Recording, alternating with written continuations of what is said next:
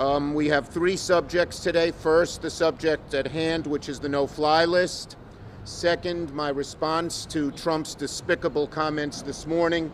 And third, how we can get the Senate back into session very, very quickly. That only Leader McConnell is standing in the way. We've had some new discussion on that. First, on the no-fly, and we're going to try to be as quick as we can because you're all together. So we know that many stormed and breached the Capitol just days ago, and then they traveled afar. They were on airplanes, and some were arrested when they arrived at airports. One person was arrested as far away as Hawaii. And there are many examples of travel, and we have seen online, and the authorities have seen online, desires to come back to Washington and to go to other places to cause more trouble and more violence. And there are many examples of this kind of travel. There are many examples of this kind of travel.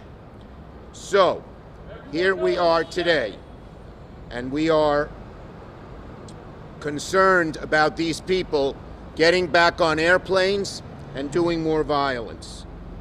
And so he today, ahead of the concern for possible future attacks, and with the law on our side, we are to say that these insurrectionists, many of whom are known to be at large, should not be able to hop on a flight.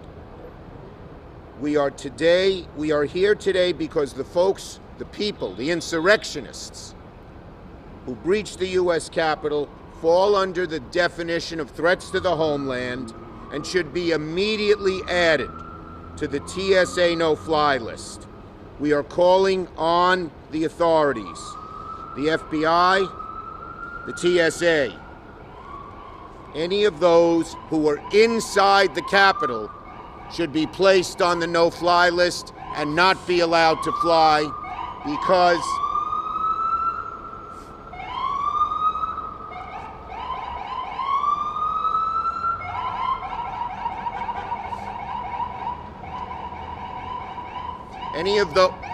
just wait till he goes. Any of those who are inside the Capitol should not be able to fly and should be placed on the no-fly list. We are calling on the authorities, FBI, TSA, Department of Homeland Security to put them on the no-fly list immediately.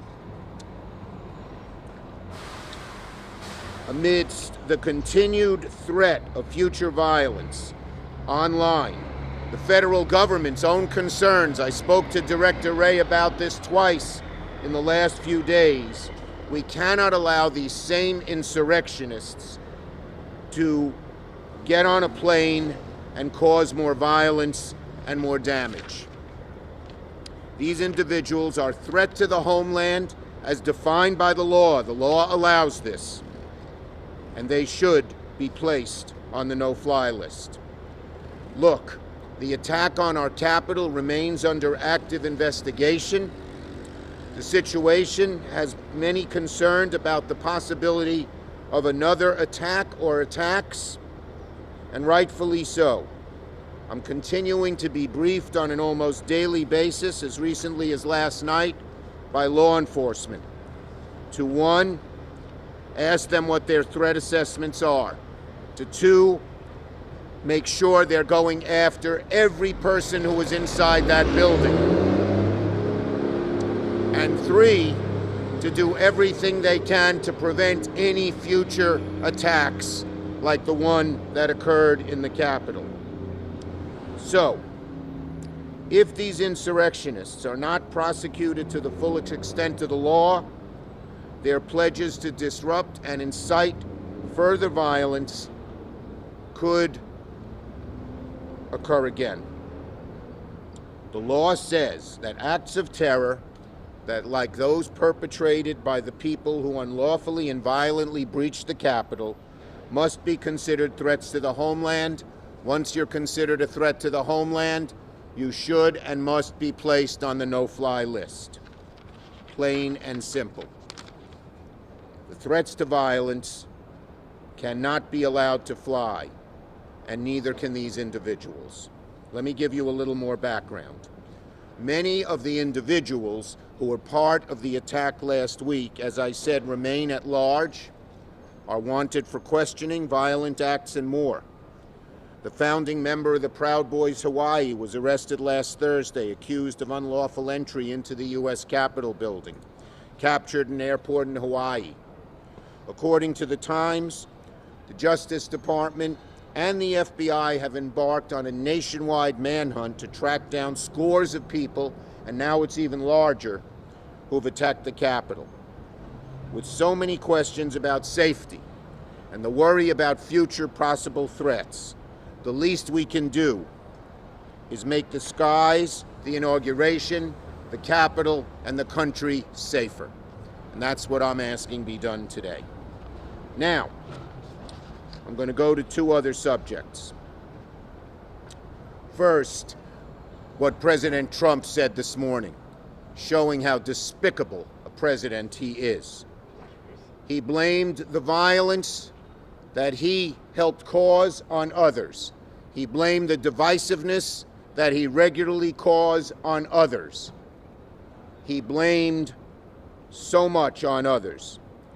To this, what Trump did today, blaming others for what he caused, is a pathological technique used by the worst of dictators. Trump causes the anger. He causes the divisiveness. He foments the violence and blames others for it. That is despicable. The technique Trump is using is used by the worst dictators the globe has ever seen. Donald Trump should not hold office one day longer. And what we saw in his statements today is proof positive of that, if you needed any further proof, which I didn't. As I've said, if he won't resign and Vice President Pence and the cabinet won't invoke the 25th Amendment, he will be impeached by the House and, as the law requires, tried by the Senate. Okay, now about the Senate trial. So Leader McConnell is saying he can't call the Senate back after the House votes for impeachment because it requires unanimous consent, the consent of every senator. That's not true. There was legislation passed in 2004 that allows the Senate minority leader and majority leader to jointly reconvene the Senate in times of emergency.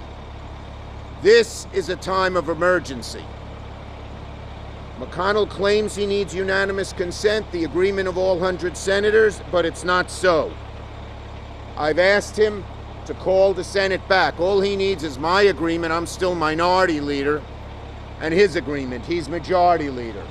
And we could come back ASAP and vote to convict Donald Trump and get him out of office now, before any further damage is done. The legislation that passed in 2004 puts a dagger through the heart of this idea that you need unanimous consent for every senator to call back the office.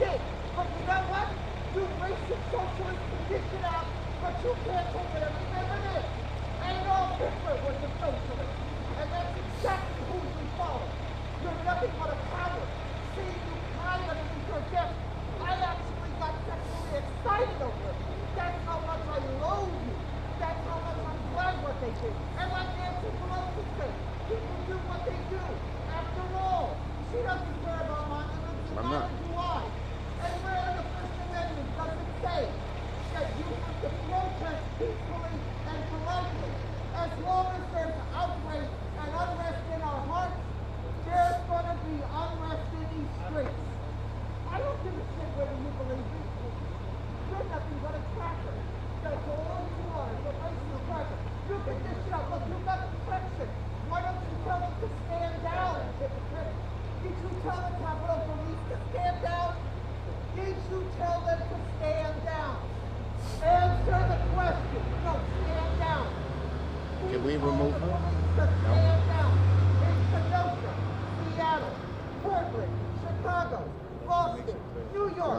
Los Angeles and San Francisco.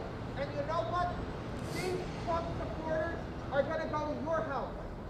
They're going to go to Pelosi's house. They'll destroy her vineyard. And I will be right there to support them. Don't you say it's enough? No, shut up. Shut up. Shut the fuck up. Shut the fuck up. This is a racist. He's an anti-Semite. He said if you criticize Obama, you're a racist, but he criticized him against the Iranian deal. Not only are you a racist, Schumer, you're a hypocrite. Take your hands off me 6 feet. 6 feet. Just no. 6 feet. Stand down. Stand down. Stand down. You can dish it out, but you can't take it. Now you found out you're not immune. Now it's not fun, is it? See, I'm just one voice here right now, but trust me, if you do this to 75 million Americans, try to put us in jail, you're going to have to hire 175 million to guard us. Move back. Take your hands off. Take your hands off. All right? I'm the transsexual and I'm the gypsy, which makes me a minority of color. Not do it. It's not going to look good for you, Schumer. It's not going to look good. You're nothing but a sellout to the Jews. Okay, He will be at your house. Okay, so the bottom line is that Leader